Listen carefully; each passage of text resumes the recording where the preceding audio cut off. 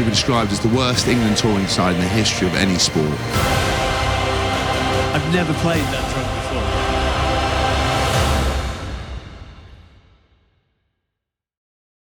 Can everyone stop having a go at Owen Farrell? I've never seen such a load of toxic abuse of one player. It is really bad. It's awful, and I don't understand what you think you're trying to achieve apart from just trying to bully someone that has played his heart out for his country. 100 caps. He's got 100 caps. I wonder if it's, he comes from a non-traditional background, and it's easier to have the go with the guy who's come from, the leaguey background, as it were, not like the traditional path into rugby. I feel there's something in that. It's almost like it's a class issue or something.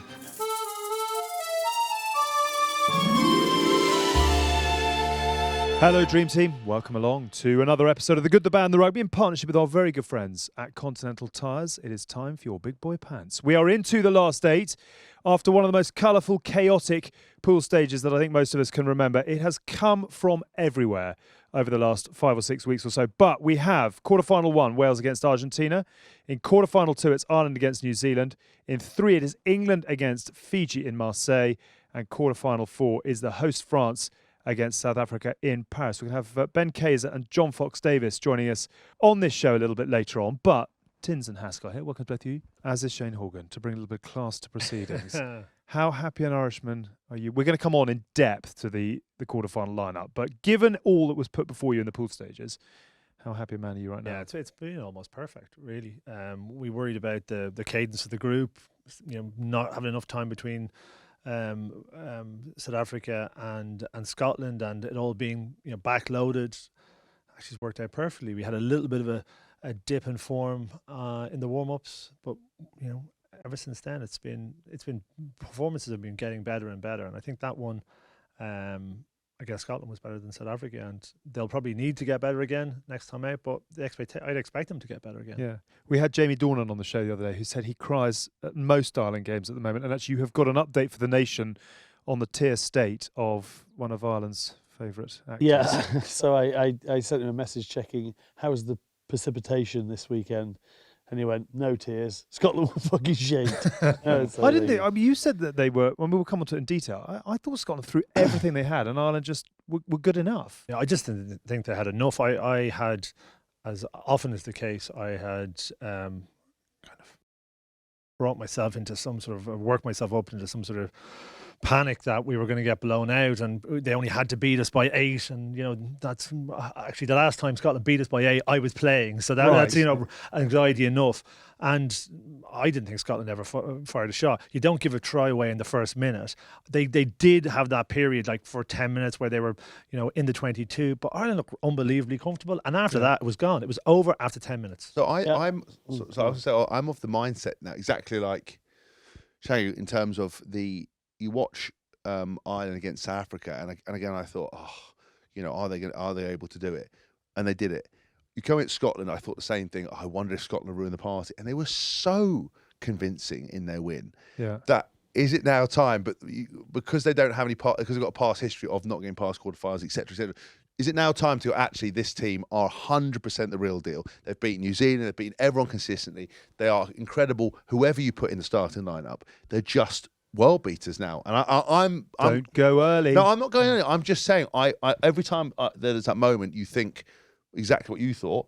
I think I'm going to change my mentality now. I think they're going to go all the way and win it. I think they're going to beat New Zealand, and I think we're going to, they have a party. They are making us. They're making me feel more comfortable with every performance, and but I do think this weekend is do or die. This is it, and. I was talking during the week about Ireland being world number 1, and it sort of being a little bit scoffed about. And it's like, let's see what you do in the World Cup, lads. That's what it matters. So everything is now on the quarterfinal, and it doesn't mean that they're a bad team, but if they're going to be a legitimate great team, it's on this weekend. I think the rest of the World Cup will be more comfortable. I think this is the key game. Yeah. Amazing. They have won in the last 18 months a series in New Zealand. They have been number 1, I think, almost non-stop since then. They've won a Grand Slam. They've had incredible domestic form. And it's only now that we've managed to put an Ireland shirt on our set. So if you're listening, the green shirt is hanging proudly just behind Shaggy. Bandwagon jumpers. Bandwagon jumpers, He's been welcome like destroying Nico us for Tindall. years, and now he's Nico like, "Oh, Tindall. get the green jersey Yeah, up behind yeah, me." yeah. We're all in now. I'm very fair weather, just to put your hand out. I will jump Rebut on that with all. If we could, however, have found a Portugal shirt to go alongside this Ireland shirt, we would love to have one of those, because we're just very quickly, before we get into these quarterfinals, I think just going to have a very quick reflection on an extraordinary final game to the pool campaign. And if we are looking at teams who have captured the imagination and the heart and the soul of what rugby is all about at its best, how much love would you give to Portugal? Those players, considering they're not all professionals, yes, some of them play sevens and on the circuit. If I was top 14 coaches and Premiership coaches, I would be All over them. Yeah, I'd be all over them. I mean, the forwards, I haven't seen people hit Fijians that hard. They got absolutely mashed a lot of time, just from pure, what you talk about uncoachable, just willingness to put your body on the line, your heart and soul, and they just did it repeatedly over and over again, and they deserved it. To single out some forwards like Jose Madeira, who's at 4, he was just melting people left, right, and centre. They run around. I think he might have actually picked up the ball and gone down the blind side at the end, and then passed it inside Before Marta. Yeah, but then for Marta, who's been amazing. Yeah, it was just fun to watch, and there's that always having. I know everyone moaned about having the best sides on one side of the draw, the lesser sides on, but it's made for every game to mean something all the way to the end. And I think that was amazing. It was, could they beat, and the commentator summed it up quite well. Portugal did not give a shit about beating Fiji for 8 to keep Australia in it. They just wanted their win. Unfortunately, Fiji managed to get that try, get in front, or they could have lost by more than 8. We love to throw out a bouquet or two, and certainly I think in our final round of the pool, we're going to give it to Portugal with our Continental Tyres showstopper moment of the weekend, and that is just a fabulously colourful way to round off what's been a brilliant 5 weeks or so. The names of Lagisquet, obviously Patrice Lagisquet, the coach, Storti, Cardosa, Martins, Betancourt had an enormous couple of games, and Tadger, the legend of Tadger, who came off to a standing ovation at the end. What was it? He's played in 9 French club teams, hasn't he? I know, and loved throughout the stadiums that he's played in during this Rugby World Cup. That Marta try at the end and the conversion from Samuel Marquez rounds off a first ever win for Portugal. I think the most complimentary thing you can say about them is I would love to watch them in a shorter time frame than just the next 4 years. I mean, it's the opportunity for I don't know where we go or how you get Portugal into a tournament or a fixture of some sort. How about this for an idea? They're always talking about relegation and promotion to Six Nations. I don't think that would work, and I also don't think if you drop Italy out of the Six Nations, you can forget about them. So what about adding another team to the Six Nations or 2 teams to the Six Nations that come up? And the best of the second tier in Europe come up and join the Six. Get in, so you don't. It's not promotional relegation. No, they play to get in. So you have a space or 2 spaces in the Six Nations for them every year. That is a good idea. So it's an 8-team tournament, but the bottom 2. So it's 8-team tournament. 18 tournaments more than the Premiership. But the bottom 2 are fluctuate depending on the previous year. But what happens then if England come bottom and the Six Nations, the 6 teams remain. They remain, and then this is there's a sort of. But they can still go and win it, right? Okay, interesting. But if they win it, do they? Oh no! But then do they stay in and keep in one place? That's you. So Portugal won the Six Nations, then you go right. That one place should be kept. The other one then moves. There you go. Okay, but that's the rule. So the 2 can fluctuate each time. If one wins, then they're concreted in for the next year, and then only one deviates. World Rugby, don't get on try the and phone. climb over his idea. Sort of pretend that it's not yours. It's the Haas plan. That's a good idea. That is a Shane Horgan plan. That's what I call it. The James Haskell with associates, with colleagues, uncredited colleagues. That is a very good idea. That's our legal team, James Haskell. Who wouldn't be up for a trip to Lisbon in April? Oh, May. Porto, mix it around. Let's see the whole of the country. Right. To be discussed and to be continued. What the Portugal-Fiji game does do is it marks the finale of the pool stages. And once again, well done to Portugal, who are our Continental Tyres showstopper moment of the week. That fabulous win. It leads us on to England, obviously taking on Fiji in the quarterfinals.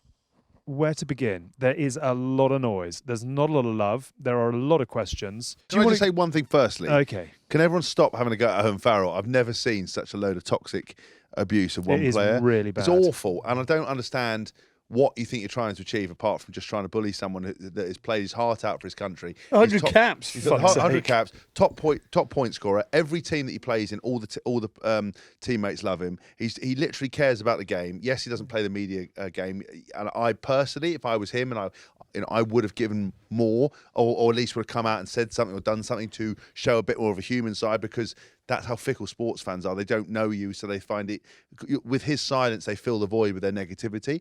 But what an achievement. To beat Johnny Wilkinson, a fantastic player, yes, in more games, but the fact is, it's an amazing achievement, and all he cares about is playing well for England. And every time he goes on the field, he tries his best, and I think that should be awarded. I'm trying to think why it is, because it is unbelievably toxic and it's directed at him in an unusual fashion.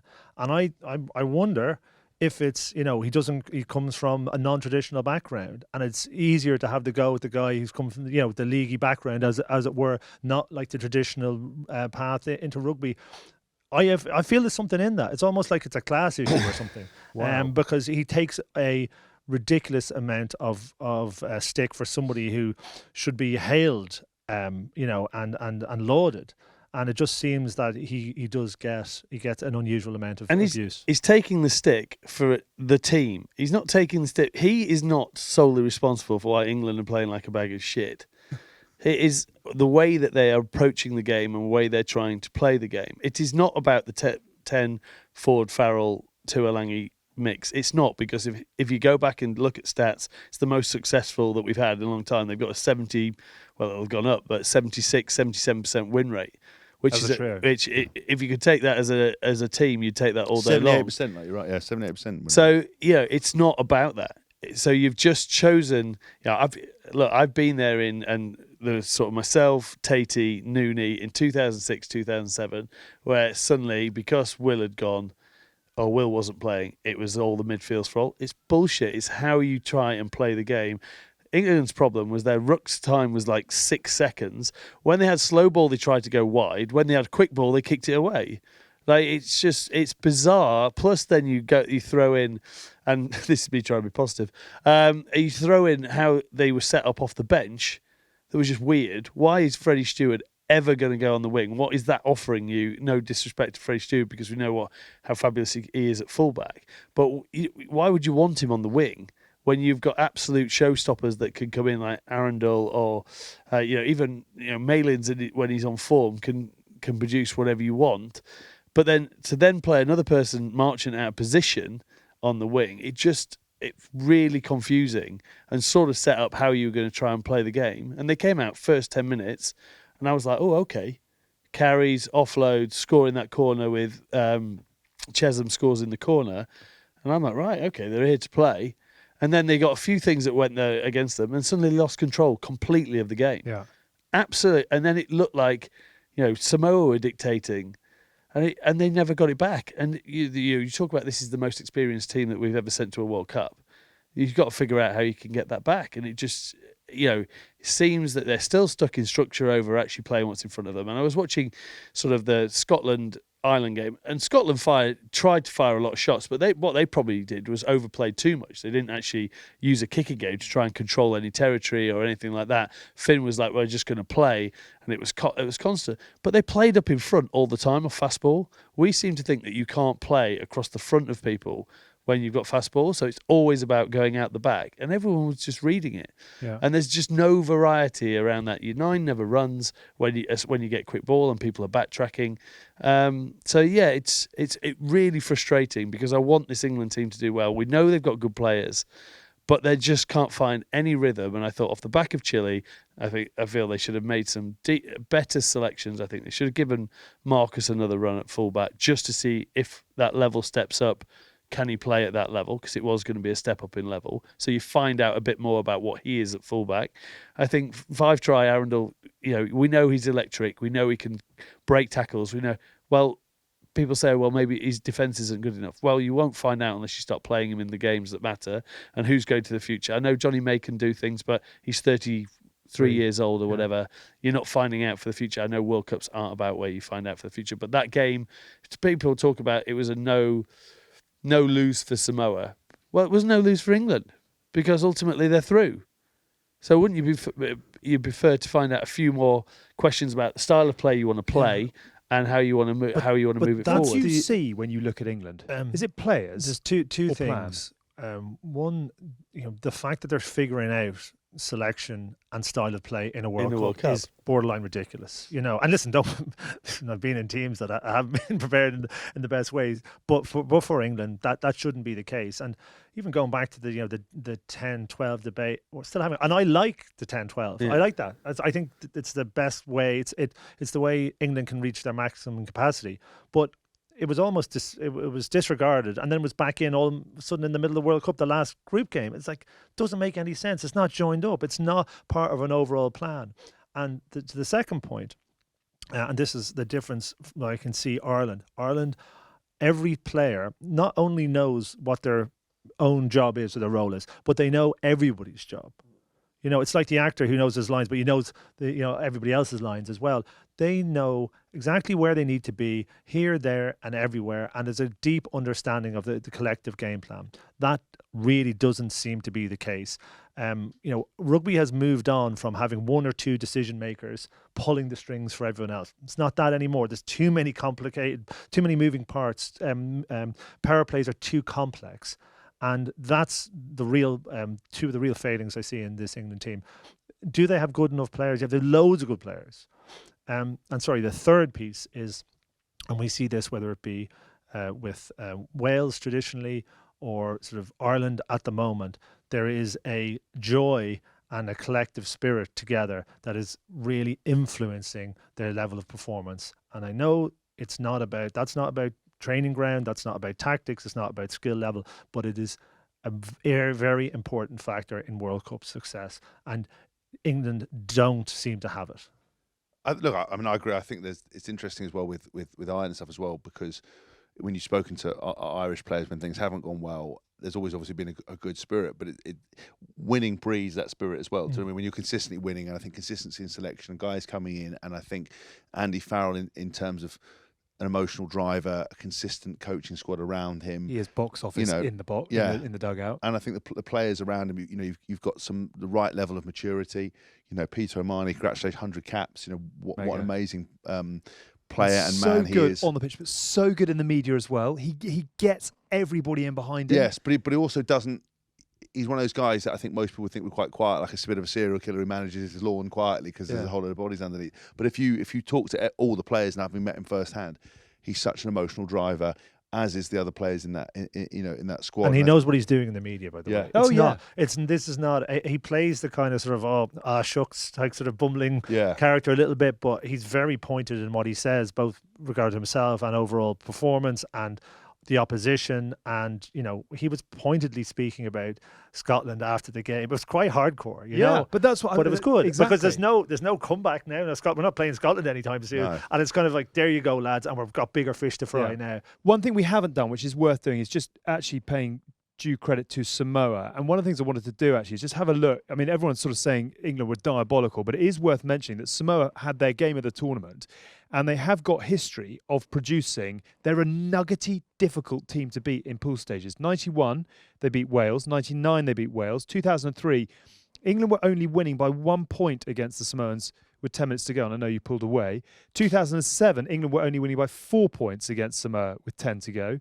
2011, they were leading Wales with 15 minutes to go. In 2015, they lost to Scotland by 3. So they have got history of getting in the way and getting underfoot, and they very much did. They're a much better outfit now than they've ever been before as well. A number of their players playing Premiership, playing France, play in New Zealand as well. So they're a better outfit in terms of them and their performance. Yeah, no, I think it's a very difficult one, because you always, and I don't want to fall into the category of Drew, who everyone in Fiji now hates. Everyone in Fiji hates him. But Samoa, a team can play into another team's strengths. And if you're going to play one-out rugby and you're going to run into big men, you can fall into that trap. And I think they done their homework on England about their smart little plays that they try and play going around the back. Obviously they got successful on the first one with Ollie Chesham scoring in the corner, but then from then on they just knew when it was coming and they shut it down. And then England didn't change anything. England's big lack at the moment is there's no offload game. So they made 3 or 4 line breaks, semi-line breaks. Ollie Lawrence came on, bench came on. That was the highlight. I think the bench came on and really lifted the tempo and lifted everything. Danny Kerr obviously with that try. But there's bits where you go through, and every other team.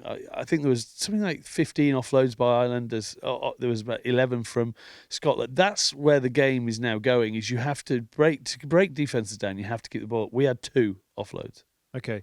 Before we look ahead, because I want to know from the three of you what you would do with this selection right here, right now, or potentially the game plan. Pick us. We're not necessarily flying that high, but pick us a high flyer. From the England game. It's our High Flyers of the Week segment brought to you by our good friends at British Airways of the England collective. Well, I mean, I thought the bench was brilliant. I thought Ollie Lawrence, when he came on, looked dynamic in attack, bumping people, giving that go forward. Manu actually got his the most meters in the last 7 games that he's played for England. First 10 minutes, Manu.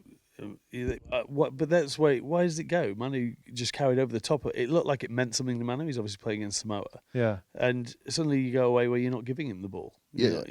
For whatever reason. I mean, he got just looking at it, he got 6 carries, 51 meters, which in the last 12 games is the most he's had. I thought he looked powerful, but I thought Ollie Lawrence added another bit of dynamism defensively as well, was brilliant. I think sometimes with other players you're getting one other thing or the other. He was great, but I don't think you can look past Danny Kerr. How he's still going, I don't know. It's a miracle. I mean, I don't know how a lot is going. I don't know how Sam Whitelock's going.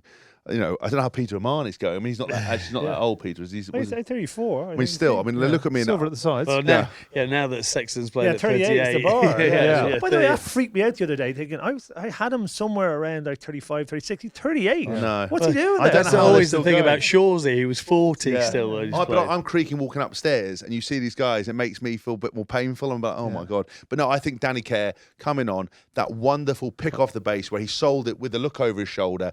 Everyone went the other way. The backs who and then saved the try saving tackle. Do you know what did make me think as well? Sort of, there's been England have missed an opportunity with Danny Kerr. They have for a long period. They've brought him in and something's gone wrong, and then they've discarded him. They brought him back in.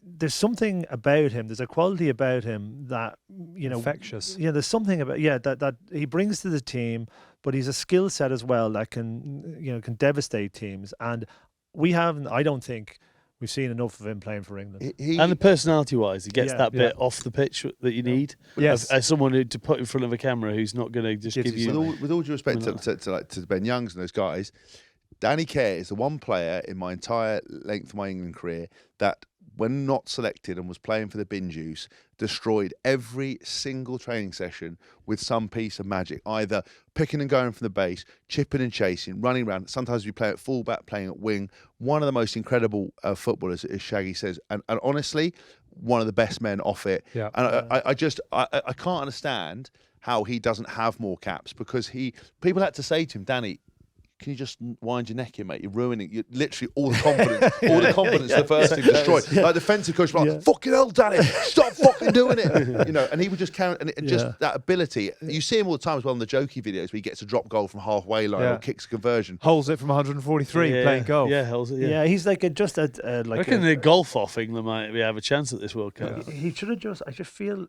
a coach should have just gone to him, Danny, you're our guy. Yeah. And listen, it doesn't matter what happens for the next 10 games. You're our guy. So that's Bazball, isn't it? Ifs, buts and maybes. Well done, Danny Kerr. That's a very nice British Airways High Flyer of the Week. British Airways, of course, who've brought original people, places and cultures closer together for more than 100 years. What do England do for the quarter-final against a Fijian side that has done it tough in the last couple of games, but will give everything they've got to the cause? Do they twist everything? Do they twist the game plan? Do they twist the personnel? Do they stick with what they're trying to do? Honestly, I think you've got to go into this game with the best attacking threats you've got. I think if you go and try and take this Fiji team will get them up. I think they're struggling. I think they're fatigued. Obviously, Semi didn't play last night. Tuivasa has been struggling with, he looked like he was struggling. He didn't play as well as he could do. Also, he's sadly lost his 7-year-old son before the game, and also it wasn't able to go to isn't able to go to the funeral, which is horrendous, mental on every single level for the bloke. So the fact he even turned out is amazing, is incredible. And I just think that's how Fiji are doing it tough, because they don't have that strength in depth. I don't know what their backroom setup is in terms of physio, recovery, and all that side. But you could say probably imagine it's not quite what the England team is. So they're going to have to do it tough. I would go. Look, I'd go with what I said the that Samoa should be. I think you should pick a 10 and stick with it. Whether that's Ford or Farrell, I would go Ford. I think Marchant and Manu has worked quite well, so I'd go with that. I think I'd put Marcus Smith at fullback. You would go Smith at 15? I would go Smith at fullback because again, until I still think we need to know. I know it's not a World Cup, it's not a point to try things, but we've already been trying multiple things anyway, and we haven't figured it out yet. But I would have done this in the Samoa game because then you actually have a knowledge base to go off. Whereas now you're going into knockout rugby, and then on the wing, May, I'd go. Daly. I'd probably go Arundel and Daly. What is it about Arundel that he's? We talked about They're saying before. defence. I think it's mainly defence. What I'm saying. And it was against Ireland. I think he had a bad day against Ireland, didn't he? And everything sort of fell from that. I'd have him and. What do you would have, and that's not just some sort of Irish ploy to set a trap. No. Do you genuinely look at Arundel and think, wow, he's a wonder kid? I'm amazed by him. You saw when he broke onto the scene with those 2 tries. You go, this is a special individual. Like this is almost you have the moment when Wayne Rooney scored the goal for Everton against Arsenal. Was it? You thought that's the wonder kid. That's the guy who's going to be front and centre for the next 10 years. I think he's that someone level who of knows talent. his onions about players playing on the wing. Are you baffled, frustrated? Were you baffled at the weekend? England? I was constantly baffled on the way. with So he kept on the Marchant wing. and then with May, and then moving everyone around to put Stewart on. Well, the I wing. think it's a really bad idea when you have to make you make one change or even one injury and your bench is set up and you have to make multiple changes in the back line. It's a really bad idea, and we've seen consistently what's important through this World Cup and other World Cups is keeping the same team. And I mentioned the consistency of selection. Players are used to playing. It makes a huge difference. But that said, what do England really want to achieve here in this World Cup, or what can they achieve? They can, reduce their game plan, play a super basic game, and potentially lose against Fiji, and I would say definitely lose in the semi-final. Or they can go, listen, let's go after this, right? And you convinced me to play Smith at fullback. I think I'd pick Smith at fullback. I'd definitely pick Ford and Farrell at 10 and 12, and I'd go, let's go after it. Let's go after it and see what we can do. And if it blows up, it blows up. But I'd rather blow up trying it than blow up, grinding out and playing shit rugby. And so with the fans, I Yes. think that's where the frustration comes. Is the fact of feeling like you've given it all. Now, I've got to be very careful with the words here because there's no player on there that's not giving their all, right? But what the fans see is it being done in the wrong way, or it doesn't look like it because it's specific to a structure that they're trying to play to. Yeah. You've almost got to go, we have got to bin that off, and you just play very basic rugby, which is if you get fast ball, anything goes. I think it's the opposite. I think they're trying too hard. Yeah. I think it's that. It's that. And I've been that soldier before, and you tense up, and you reduce your game plan, and you're worried about everything you do, and you're thinking about making mistakes and not about a positive thing. That's what it looks like. Any wonder that to tense up with just the general negativity around it all. Yeah, I think you guys are both right. I think it's over trying. I'm interested to know. Because I was shocked, and I don't have the exact details on Ireland. I know, but Ireland have kept a pretty much a consistent side, give or take a few players like Henshaw out, Bundyaki in and stuff like that. Well, they've got, for a long period, and there's been little change within the group, but even there's been natural periods of time where Henshaw's been in because Bundy's been out for a bit. But they haven't been doing all or dancing, but it's all very natural. So 2 out of the 3 of Bundyaki, Henshaw, and Ringrose is very natural. Even 2 out of 4 wingers, fairly natural. Yes, there's a hierarchy, but it's fairly natural. Gibson Park is probably is consistently there, but not a disaster if Murray comes in. The back row is generally the same, but maybe 4 people involved because you've got Conan as well. the second rows, you've got Any of them you've can got play. you know 4 second rows that work slightly different when it comes to the front row. Like although there's been game time for the Yes. players, so it's not a disaster. But there's definitely the two props in Porter and Furlong are very much top of the tree. But the hookers, you could alternate either one of them. Slight difference in play. So that's I know that's what you're. Quite like Porter giving the old blue steel when the camera Yeah. was on. Yeah. It was But, looking like, but that's the thing point, like about with England, just still, it's a hangover from Eddie, but and again, his mindset was different tools for different jobs. But without that, you don't breed any consistency. You don't get the progression. And people talk about having, if you have over, was it 500 or I think 1,000 kicking meters. No, but sorry, caps wise. Oh, right. I remember Stuart Lancaster came in and said in his first 4 years tenure, whatever it was, if you have something like over 500, So I think it was 750 yeah, or something like that that in a squad. well, you you're going to win a win. tournament. We must have that, but we've got none of them consistently playing together. Whereas I think if we'd had the 700 playing in an established team with consistent coaching staff, which you guys have had, with a great balance between the coaching staff, I think we're in a completely different place. But you remember there was when that whole ticky-tacky football came about and led by Spain obviously and there was some statistic if there was X amount of passes Yes. you would definitely win the game, but then you had like a load of teams come in just kicking the ball back and forth to two full backs. That's not the same. That's not the same. Okay, we're going to come back to sort of how we think the quarterfinals will play out at the end. But into Ireland in depth, have you ever seen them play as well as they have played in that South Africa and Scotland game? We have had some mega days. Well, they have had some mega days. I say we. We're all in now. I cannot believe Welcome this. along. You guys are such cut me bandwagon Cut me your jumpers. blue green. Yeah, I know. Don't leave us out. I'm not turning into we until they my- get through. my Until they mum's- get through this I know, weekend, I'm not going everyone's we. got a relation My mum's now. dad is Irish. I could have played for Ireland. Yeah. I'm on Yeah. board. Yeah. What, Wales, dad went to Ireland, Trinity England? College. Yeah, I mean, The Wouldn't go in the point squad, being, mate. they've had some, absolutely wouldn't have done. they've had some mega days. But right here, right now, that performance against Scotland was jaw-dropping. Yeah, it's is it the best this team has ever played? I don't think so. I think this team has played slightly better. Is it the best iteration of Ireland ever? I think it is. They're playing at a higher level. Not every player is better than every other player that ever played for Ireland, but collectively, yes, they are. And the style of rugby that they're playing is absolutely beautiful. It's really progressive.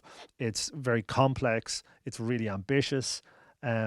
And then you've got what I spoke about earlier on is that complete knowledge of or understanding of the organizational structure. That is like super key. And then finally, and this is not even, I don't think, close, they're the team that has the most belief in themselves ever because they legitimately deserve to have that. It's not fragile. It's not like they've earned it. It's not like we've got a couple of games. You've beaten New Zealand once, and you think it's not that. yeah. It's based on a number of years. That was of consistent 2019. performance. Yeah. And again, every time I come on this podcast, I speak about the 2003 team, England's team that won the World Cup because it's the most relevant here for us. I think it's the plan for how a Northern Hemisphere wins a World Cup, and as things have progressed over the last couple of years and now into the tournament, there's a lot of similarities here. There is, and I retain this sort of anxiety, but it's lessening with each performance. Actually, You know what? One thing I think you've missed there is their ability to pick out opposition's weaknesses and build their week around exposing it. And it looked to me on the weekend as great Hugh Jones is as a footballer. He's not. I don't think, it's my personal opinion, the greatest defender. And there was a real problem between Tua Tupou and him in terms of them doing different stuff. And Ireland repeatedly just went after it and exposed it. And I think, you think back to games over the years where they pick off people on the Isolate players, don't they? inside and outside of rucks. And what they do, they formulate a plan without having to change the whole structure of what they're doing, but know exactly what they're doing and where they're going after and how to do it. That's 100% right. And first one on the Scottish centres, there was a desperate dog leg there all the time. Actually, it was bad. It did not look good, and they exploited it really well. That being able to identify an issue with the opposition team and exploit it, and build a move or moves or power play to exploit it is pure Joe Schmidt.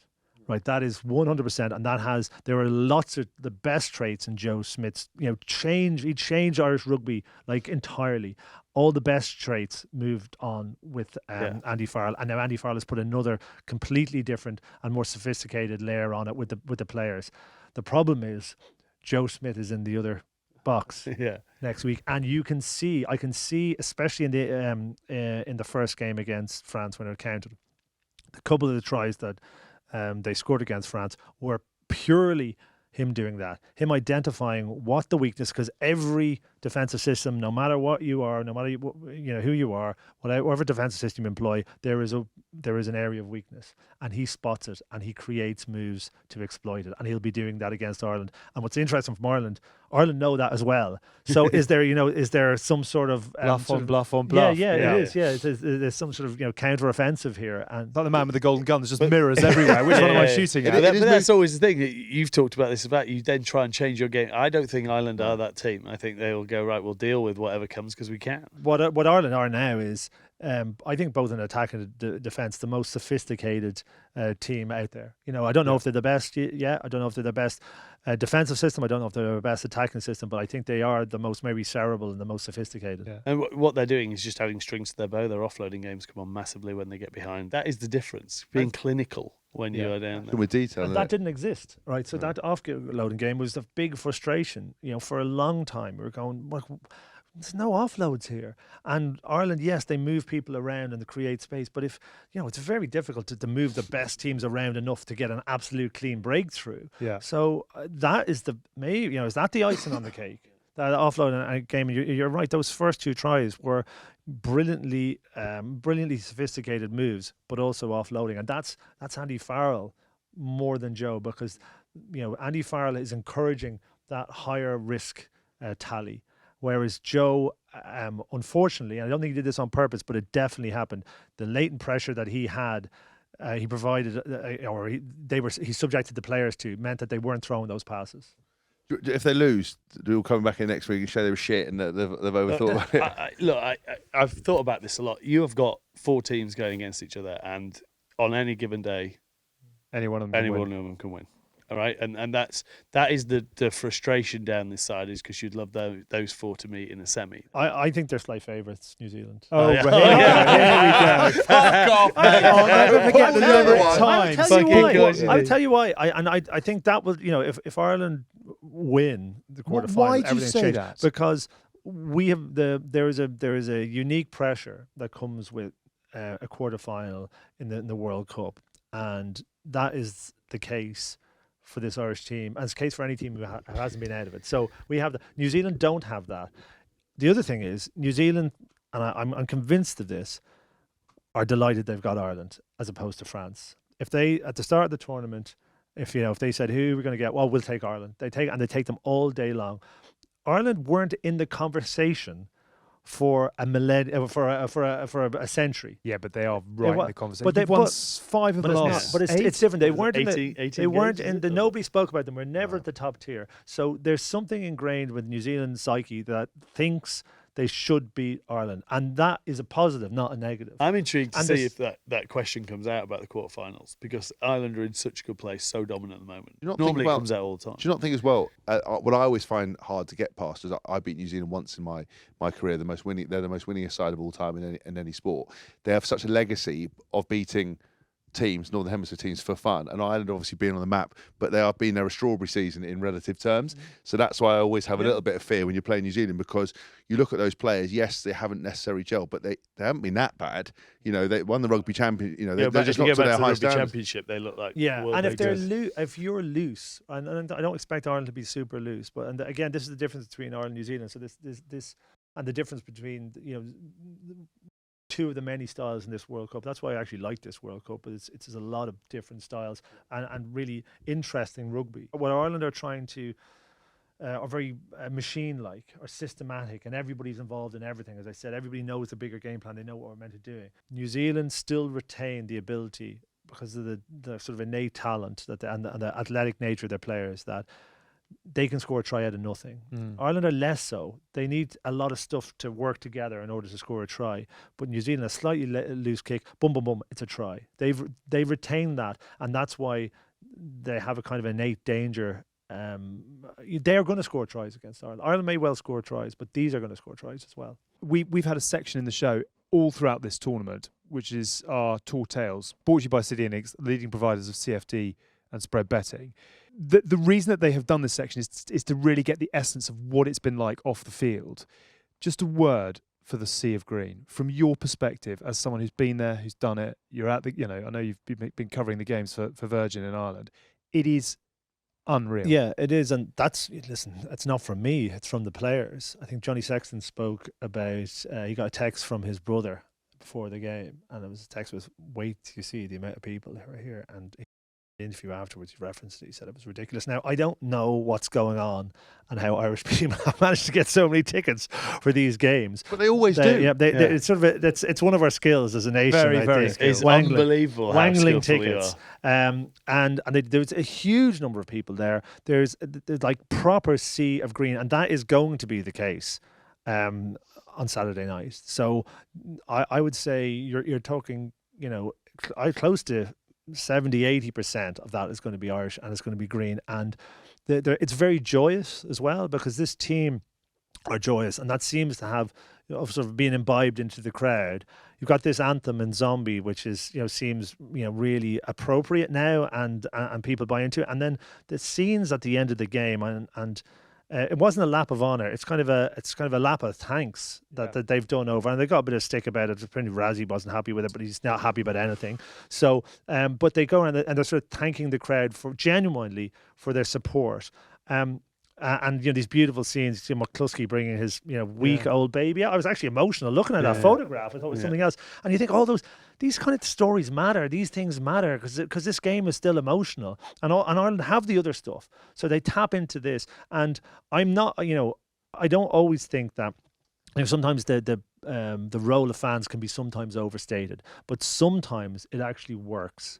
It actually works, and it adds something to the mix. And if there were ever going to be an opportunity to add something to the mix, it's going to be this weekend against New Zealand. Well done, the Ireland fans. They have been quite spectacular. Hopefully more to come. That is your tour tale for this week. Thank you to City Index, who offer spread betting and CFD trading across thousands of markets. Okay, let's move on from the glories of Ireland to the glories of France and bring in Monsieur Benjamin Kayser, who is sitting pretty. France, first pool win since 2003. Antoine Dupont back in full training. Damien Penaud has scored in 7 consecutive tests. France expects. Where are you, my friend? We're going to need a lot of wine to get us through this week, that's for sure. That sounds expensive with your taste, Ben. 100%. 100%. But then it'll be cheap as chips if we win, because I'll be happy to splash it around. The reality is that we're where we want to be,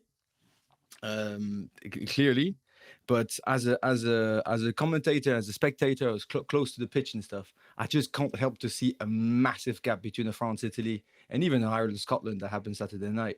It's just a different league, and so when you know what's going to happen on Sunday, which is the big old brutal fellas will come and trying to smash our Paul Antoine Dupont, then I can't help but being very, very tense. But exactly like you said it. Look, qualified for the quarters. Damien Penaud is flying. He's the 3rd best try scorer in the history of the sport for France. Antoine Dupont is back at training. Is he going to wear a helmet? He's not going to wear a mask. But he is back at training, so we can't ask for more, right? Wear a helmet? What kind of helmet are you thinking of? I didn't know that was an option. Yeah, helmet. You wear helmets? A scrum cap? Oh, headgear. Oh, you know what I mean. But I thought his head, basically. But the whole World Cup depended on him coming out wearing a Zorro mask or a Batman mask with Diamantes. Is this not being discussed? No, apparently that's been chucked in the bin. We could make it more French. You could be Phantom of the Opera and come out with a half mask. You know what I mean? No, look, I think he'll be. I think he'll be just playing normally. Is he going to start or not? I don't know. Just for the pure teamy moment, I genuinely actually hope that he's going to be on the bench. And then the 50th moment, we're behind by 2-3 points, and the little big man takes his bib off, and the whole stadium just goes bananas. And he probably takes his bandana off, flicks his fag, and then gets on the pitch and wins the game for us. That will be dreamland Hollywood type of stuff that could happen. But from what I've heard, he's not going to wear anything around his face because it's going to impair his 180-degree vision, and that's just too complicated for what he wants to do. And he's just going to wear a bit of protection around his head, not a helmet, then a headgear. We had Sean Edwards on our Le Petit Pod last week, who was very, very comfortable. He is an easy man to fall in behind. You can see why he is the leader he is. He seems in control. Are the French public? What is the sort of sentiment around this team, given who stands in your way on the weekend? Look, so the last game in Italy was in Lyon, right? And it's the last game that France outside of Paris will be able to host and to push behind the national side. And it was actually a generally really emotionally high moment, because it's just simply not the same crowd that goes to France. Or, every time I tell you guys about Marseille, how good it is, it's also because the south of France really gets behind them. Let's face it, it's the heart of French rugby is not in Paris. It's clearly down south, mainly in Toulouse and all that, but Marseille is a whole lot closer. So the sentiment was really not just let us dream. We're where we want to be. Let's dream all together and let's go at it. There was no clear analysis of who are we facing. Are they better or worse than us at something? There is our superstar is back. The boys are flying, and they're where they want to be. And then obviously heart can take you a long, long way in rugby, and especially in French rugby. So I think they're backing everything on that. I think purely in terms of intensity of rugby, they haven't been challenged like Ireland have been challenged in the last few weeks, other than the opener. But even the opener had a slight taste of incomplete. I think there was 25 minutes of ball in play against New Zealand. That's like unheard of in terms of intensity of rugby. And we know that Sunday will be out of this world. So I think people are behind them, want to dream, want to push, and want to also live up to being the 16th man in the stands, because they know they're going to need it. I also think that Dupont could actually be a massive asset because of how well everyone's playing. Jalibert is flying under the radar of how well he's playing at the moment. I don't think enough people. When there's Pinot, when there's Dante coming back, pulling up trees, when Aldrit's doing what he does, I think there's so many people catching headlines that he's flying under the radar. I think if Dupont came back and played, and they're thinking, right, we can get him off the field, this is going to be this is the main man we need to get rid of. I think that creates space all over. If someone like Etzebeth is just focused, and Peter Steph-Dutoit is just focused on trying to get him off the field. And actually, Ben, you picked it before the tournament, speaking about the loss of Ntamak and how that was sort of maybe blown out of proportion because of Jalibert. I think Jalibert has been unbelievable, and I know the intensity was different in the last game, but I was kind of player camming Jalibert just myself, because I just love watching him play.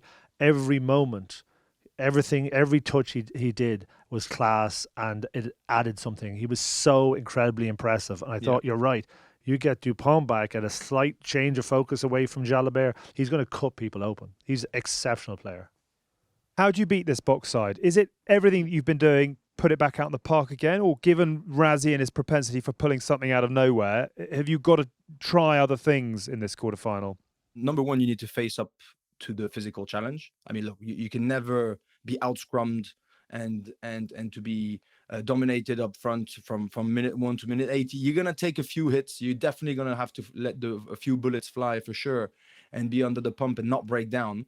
It's not like you're going to outrageously dominate them, but you're going to have to stand up. And we want to stand up and fight against them, because that's part of the French DNA too, right? Never to get bullied over that. The reality is that we're missing big Paul Villemc. So they've been trying out Thibaut Flamand, Cameron Woki, who I think worked really well against Italy, but they're just not the same profile. So it's not like you're going to try to, be the Springboks, beat them at exactly their same game. So you're going to have to front up, but you're going to just have to be faster, better, more efficient. A huge return, which for me really was brilliant against Italy, is Anthony Gelon. He did okay against Namibia, and he did really well against Italy. He's back to being the number 6 who will chop people in half and really hurt you. He's that mean force as a big 6 that will really be impactful. And that was a bet on by Ferme Galtier and the rest of the staff. François Cross has done nothing wrong, but they really wanted him to be there to compensate the relative lack of physicality of Flamand and Woki. And then I totally agree. Let Jalibert do what Jalibert does. If you're going to try to control the game and go slow and do pick and goes and get in the corner, I don't think we're going to win. We're going to have a full flying Jalibert of in attack, of just doing what he does, taking opportunities, the dummy pass, and using his own personal ability, which one-on-one, pure might be better than Mathieu Jalibert, but then Ntamak, sorry. And also the last point, which I think really relieved me against Italy, which I hope will be used against Africa, is that I was scared shitless that we were going to win by a couple of points, and that Lucu was going to have an average game and they're going to be rushing Antoine Dupont, however incredible he is. Lucu had the best game he's ever played for with his Bordeaux partner, Mathieu Jalibert. And they could tell that he looked really in control, really well-paced, and he actually played really well. So that's why I'm hoping that they might use Antoine Dupont from the bench, so you can let the heat of the Springboks, sort of wear down just a tiny bit, and obviously use him at the right moment. And I think that's how they're going to beat them. Stand up and fight, but be faster than them. Stay disciplined. Stand up to the pressure that's going to come in the scrum for Winnie Antonio, who's going to have Kitchtov and then what's his name, Oxy Enche to come on at the end. I don't know how he's going to do that. He's probably going to, be shortened by 15 centimeters by the end of that game, but that's just the nature of the thing. And then just play faster than them. Is there anything that scares you about this French side in case sort of letting themselves down? You've been commentating all the games. You're doing a brilliant job. Is there anything nagging at the back of your mind where you think there's an Achilles heel that you worry could be exploited? To be honest, our defensive system has not been the same. The whole Sean Edwards revolution as soon as he arrived. Finally, we had an aggressive outside-in type of defense that would leave a lot of spaces on the outside, don't get me wrong, but it would be very aggressive, very off the line. You always saw the number 9, a bit like what Wales did, be in the third position, just shoot out, and catch the first receiver, mainly Antoine Dupont and all that. And that was backed by discipline. And I think we've slacked off a bit on discipline, and we've slacked off a bit on just defensive aggressivity. But also France was highlighted as a free-flowing team, which wasn't the case in the last 3 years. I mean, we kick more than anybody else, and they always say the game of almost we were happy not to have possession, but then to seize the opportunities when we were there. So I'm happy that I think they attack better. Our systems are there, but what's lingering, it was really scaring me, is I just don't feel that we have had so far, also maybe because we weren't challenged the same way that Ireland was, even against Scotland. I was really impressed by the Irish defense, but also impressed by how Scotland just attacked. They looked really sharp. And that's why I thought the performance of Ireland was really good on Saturday. And so what scares me is our ability to bring back that intensity in defense whilst being disciplined. I haven't seen that in a while. You get it done? Yeah. I told you. If it gets it done, I am finding Benjamin Kayser on that evening because I am sharing whatever he's drinking. Yeah. Actually, but then annoyingly honest, Michael come out and Alex bears the brunt of it. But no, look, I'll share whatever it is that you guys want to drink on Sunday night if we win by 1 point. But don't forget that Hollywood moment of Antoine Dupont taking his bib off. The land will shake until on many continents by the support that's going to be there, and the little big man will score the winning try. It will be a beauty. And then, yes, Tins, we will drink whatever you prefer, and my cellar is open. That we're holding you to that for sure. Yeah. Allez le bleu, we're all in behind you. Ben, lovely to chat. I know you are here, there, and everywhere, so thank you for dialing in. We will catch up with you, fingers crossed, next week for yet more of La France. Go get them. Good on you. Sounds great. Cheers, fellas. Enjoy. Now for a message brought to you by American Express. As a small business owner, we know that you're always trying to manage work with some much needed downtime. Amex understand that getting this balance can be difficult. So we wanted to tell you about American Express business cards and how you can earn points on your business transactions and then use the points on doing more of the things that you enjoy. Take your standard office spend on laptops, online ads or supplies and get points on these transactions and use those points to help you switch off and to recharge. Perhaps you're like Tins and you want a brand new set of golf clubs. Maybe you're like Hask and you need to purchase a new set of headphones for your upcoming trip to Ibiza, or you could use them to book that once-in-a-lifetime trip that you have been waiting for. For more information, search Amex Business Card. Terms and annual fees apply. 18+, subject to status.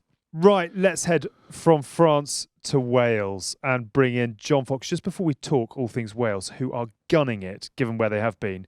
200 not out for the Scarlets. Did you get a little silver tankard or a £50 Amazon voucher? What do they give you? A silver saucepan. Oh, very nice. Genuinely, is that real? No. It was. I got a jersey and a nice photo with different photos over the years. But Yeah, no, it was nice. Like, obviously, very proud to get 200 appearances for the club I grew up supporting, but inevitably we lost, which I was more annoyed about than like anything else, to be honest. But How no, did you look, play? all right, second game of the season, so I'm finding my feet. Let's put it that way. You should have found them Well, by I now. tell you You're where your feet are. They're 45 normally years in a old. fucking sun lounger. If you want to find your feet, mate, just look at them dangling in an ocean blue sea or sit on a. That's the problem. I put my Birks on instead of my boots. I got it totally mixed up. Running around in gumboots. Yeah. Unlike your old boys, Gatland 2.0, is he exceeding expectations? Well, I think if you would have asked 99% of Welsh people before, back in July, how we were going to do, I think, everyone would be extremely happy where we're at right now. I think the boys have obviously put a ton of work in over the summer, and they're starting to find their feet, and they're playing at a level. I think I think we've always known that the boys can play that level. There is talent there, and it's just needed time and guidance. And I think Gats has got the boys in a good spot at the moment. You were part of the kid brigade that came in 2011, I think it was, and just gelled, hit the ground and took off. What have you seen in this lot that sort of replicates what happened with your young generation coming through? What has really impressed you about some of these young men? I think they've been pretty fearless, but I think nowadays young kids coming in, their confidence levels are like through the roof, and I think what I've been impressed about in pretty much like every game that they played in, that they've come under pressure at some points during the game, and they've been able to react and finish stronger. Like the Fiji game, there was a period where they were coming back and on the line in the last couple of minutes, and Portugal, Georgia, we came under pressure in periods, and they finished off the game strong. And we probably looked the best when we played against Australia. And it's been pleasing. And those boys obviously now will go into the quarters, having finished on top of the group with a huge amount of belief in what can be done. Quick question just about injuries. I know Wales have often had injury problems in the latter stage. I think particularly in 2015, when I mean Jonathan Jiffy Davies was almost called out of retirement. There were so few people ready to put on boots. Anscombe struggling, Liam Williams potentially struggling, Toby Faletau out. I mean, is this beginning to creak a little bit, or is there enough depth there? I think one thing we've always struggled with is with a couple of injuries to frontline players, that it is the depth issue. Toby is a massive blow. I've always said for years, like on his day, he's Wales' best player, but with the competition in the back row, you hope that they can absorb, the three that play absorb his workload equally to help, fill that gap. But, I think if we can, get a strong 15 out there, these boys are able to play with the bumps and they recover. That's, it's always been an issue with strength and depth. You look at the player pool that Wales has, and you're always going to get that when a tournament that's so brutal and so physical that they've been all games. The physicality is huge, so your squad does get tested, and it's a good thing. A lot of boys have had game time, so whoever is called in to play, that they've had that time in the middle as such. Do you look at this game and think 50-50 toss of a coin? Do you look at it and think this is Wales to lose, given some of the huffing and puffing Argentina have done? Do you look at Argentina and think, Christ, this is going to have to be very, very special from those in red? How do you call it? In patches, Argentina looked really average against England. I think England's game management was excellent, and I think Wales are probably looking at that sort of game plan probably, and against Japan, they played with real pace and power, and that tempo. They love playing at that tempo, almost in a French jouet way, that they seemed comfortable when the ball was in play, high tempo, offloads. They have that physicality.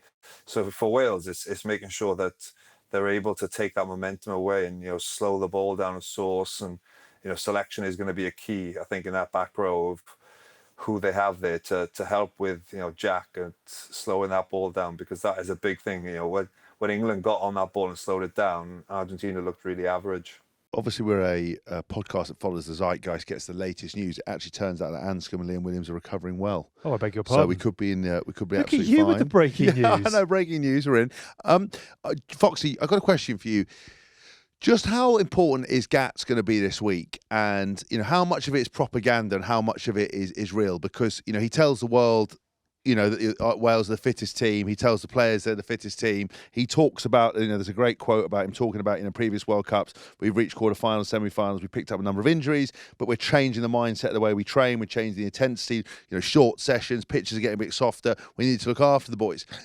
How important is he to create that belief that Wales can beat Argentina? And does he play, is it just nonsense you players ignore it? Like how much magic does Gatland have?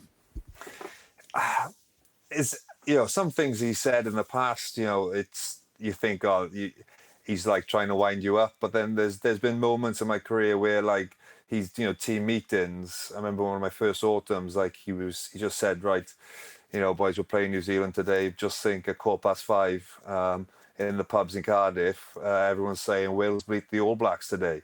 Wales beat the All Blacks. Let's go and do it. And for that moment, I was on the bus. I was like, yeah, we're going to beat the All Blacks. And, we lost by 35 points, don't get me wrong. But, don't ruin a great story. But literally, I thought we're like walking into the stadium, we were beating New Zealand today. But in the past, then he said, like, I was talking to a guy from Thomas Pink, and, he was doing all the suits for the Lions players, and he kept saying, like, the Welsh players, they're the biggest, the leanest, it's just...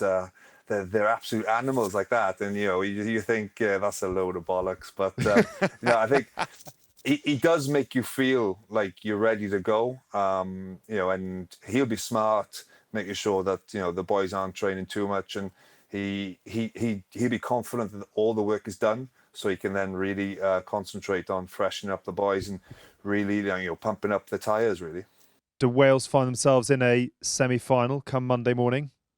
I think Wales will be in the semis. Yes, I do believe that. Really? I do. I think the big thing for me is like how we were able to shut the door on Australia in that game. That was the biggest point where, it was just after half time, and you had a feel that these boys weren't going to let it slip, and they just kept their foot on Australia, and almost demoralised them by the end. That team looked. Properly defeated. So I think they can suffocate Argentina with their defense and, play in the right areas. So yeah, I do honestly believe that we're going to be in the semis. Foxy backs brave boys to do a job. Yes. Yeah. Yes, You've got no other choice, go. have you? You've got no other choice. We hope you are right. I know Tins has taken a lot of heat from the Welsh fans over the last few weeks, and probably rightly so as well. But listen, I hope they go very well at the weekend. Hope you go well, and we'll see you up here before too long. John Fox, lovely to see you. Thanks, see you, mate. Thanks. All the best. Right, there he goes. We have asked John Fox and Ben to stick their reputations on the line. Time for you to do likewise. Let's go through chronologically. Tins, first of all, Wales-Argentina, Marseille, Saturday, 4 p.m. Who wins? I think Wales are on a roll. I think Argentina's performance stepped up this week against Japan. Obviously, I thought Japan might upset the apple cart there, but I think Wales will win that. I think I'm going to go with my mate Checa. Are you? Yeah, I am. No other reason but for that. It Right. probably. I think Wales have done brilliant in this tournament so far, and maybe really dispassionately, I'd say it's them. But I think Checa's maybe got them rolling. They've got one big one in them. Wales, I think I bet against them earlier, and I was proved absolutely wrong when they smashed Australia. So Look at the two of you trying to cover up No, for past misdemeanours. I think generally it could be tight. I think Wales's defence is exceptional. It's just Right. whether they can sneak through. Ireland, New Zealand, Paris, Saturday, 8 p.m. I think I agree with Shaggy. This is the biggest game for them, and I think I'm going to pick Ireland because I want 4 home nations in the semi-finals. I really don't know. Honestly, it's Putting you through think- this is the turmoil of legitimately, the- I honestly, I just legitimately think New Zealand are favourites for it, but it doesn't stop me from thinking that Ireland can 100% win this game. They're so capable of winning it. My only reservation is that I think more things have to go right for Ireland to win than New Zealand. New Zealand can almost have slightly less good a game, but those couple of moments, a turnover, just a little spark, 2 passes, and they score a try. Ireland don't have as much of that. Individual athleticism as well. Yes. Yeah. So Ireland have to deliver a very maximal performance, and while New Zealand would still have to deliver a very good one, they could be a little bit more off and still win the game if Ireland are off. Just on that, the bookies have Ireland favourites. Right. Typical Irish. I'm going to go with Ireland because I again thought Scotland could do a job, and every time I have any questions or lingering doubts that they aren't quite the team that we all want them to be, I think they are. I think they'll beat New Zealand. I don't know how close it will be, but I'm going to back the boys in green. If they win this game, we will never doubt again. We will never. Right. We will never. That'll take. doubt That's again. quite some cultural shift for all of Ireland. Yeah. And actually, it's a cultural shift for everyone, I think, in the way that they perceive Ireland. Yes. There has been a change in perception, but then it's changed forever. If they, and again, if they accelerate on and win the World Cup, it will be the greatest run of World Cup games, Yes. and they will truly be coming out the of best that group. team. They will be the greatest World Cup winners Yes. of all time. England, Fiji. I think I say this with very little thing to back it up. Obviously, Fiji beat us last time out. 2 games ago, I would have said certainly Fiji. I thought they looked quite a bit stronger than England, and a unique proposition in terms of not a team that England are used to, or an attacking setup that England are used to. And I think that would leave them uncomfortable. I think it's a lot closer now because Fiji seem to have blown up to some degree. Yeah. But whether they can get it back on track, it depends on England's selection. But out of devilment, I'll go for Fiji. You can't Yeah, go again. He let us you down let us down one one way. way. Knifed And us in the car immediately- park and sent us on another way. Typical Irish, right? Do you know what? I think if they had Caleb Muntz, and I think they had a similar sort of format, I think I would have gone with Fiji. I think actually England will have learnt from that. I think conversely, Fiji will not go into this game with trepidation because they've beaten it. They've exercised that demon. They know what to do. I just think England have a good game in them. I think they have a lot of talented players in that team. They've got to click at some point. Depending on selection, I believe England will win. France box, Paris. I picked France from the start. I've said the winner of that group would be in the final. And I actually said would win it, so I'm going to stick with France on that. South Africa were my pick at the start of the tournament. I'm not using my head in any of these selections anymore. By the way, it's coming It's lucky off the day. These heart are now. these are coin You've tosses. infected me. But there's no facts or Yeah, I anything. know. This is all just emotion. You've infected me. I think while I really appreciate the way South So much Africa scribbling. well, while I really appreciate the way South Africa play, and I think it's actually important to have different styles, I don't like the way they play. Yeah. It's not pleasing to the eye, and I love the way France play. And for that, I'm going to go for France. I want rugby to win. Right, you've just alienated the whole of South Africa, Yeah, and they will don't come. Who worry, cares? they'll- I don't think they were mad about us. Yeah, again, look, it's always hard because you never want to cross the South Africans because they've got more to say than anybody online anywhere. If they lose, they never congratulate the opposition. It's always the referee or somebody else's fault. They are an incredible side. They are brilliant. I just personally, I don't care who wins, but I want France because I think it's good for the game. I think they are more exciting. I think the narrative is there. I think they've got more. There's more going to it. South Africa have won, 3 World Cups. Yeah. They've done it. Been there, done Not that. being greedy. Stop being greedy. I just think Shout about. France to have the opportunity. What a fairy tale! So I'm going with a fairy tale based on no facts and no personal. I don't really care, but I want to, for the purposes of this, France to win. My heart breaks already for those teams that exit at this point thinking that it's their tournament to win, and I don't think we've ever had that at a quarter-final stage before, where those who make it through will believe it is their destiny, as opposed to they've still got a tournament to fold out from them. The other thing I really hope in these quarterfinals is that it is the players and the rugby that sorts it out, and not a red card Or a a bunker, TMO or a mistake or something that goes wrong. We can but hope. GSR is back this Thursday just in time for WXV, the brand new 3-tier annual international competition which kicks off this weekend. It is a big week for the girls. Mo is in New Zealand, of course, with the Red Roses. Good luck to you. Elma's in the All Blacks camp. En France, Skaz answers some big questions about her journey back from injury. Do not miss it. Make sure you're following Good Skaz Rugby on all the socials as well to make sure you are staying up to date with all of the WXV news over the next month or so. With fewer Rugby World Cup matches next week, why not mark your cards? These are huge games, all leading to a home World Cup for the Red Roses in 2025. That is it for this week, though. Thank you to all the chaps, both here and dialing in. We have been The Good, the Bad and the Rugby in partnership with our very good friends at Continental Tyres. The Good, the Bad and the Rugby is a folding pocket production, and this episode was produced by Tom Edwards. Enjoy all that is to come this weekend. Look after yourselves. Back next week.